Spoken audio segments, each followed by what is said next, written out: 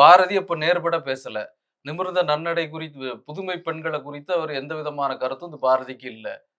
எந்த எந்த எழுச்சியையும் அந்த பெண்கள் மத்தியில சமூகத்து மத்தியில அவர் ஏற்படுத்தல. அவருதான் பாஞ்சாலை சூதுக்கு பயணமாக வைத்த பொழுது பாரதி பாடுகிறான், பெட்டை புலம்பல் பிறர்க்கு துணையாமுன்னு.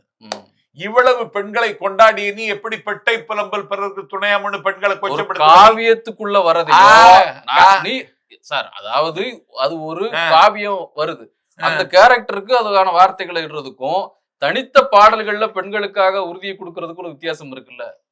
பாரதி இப்படி பாடினா அப்படி ஒரு கனெக்ட் பண்ணிட்டா உடனே அவர் இந்த கருத்து உடையவர் நம்ம சொல்றது. பாரதியையும் பெரியாரை ஒப்பிடாதீங்கன்னு சொல்லுங்க, அது வேற.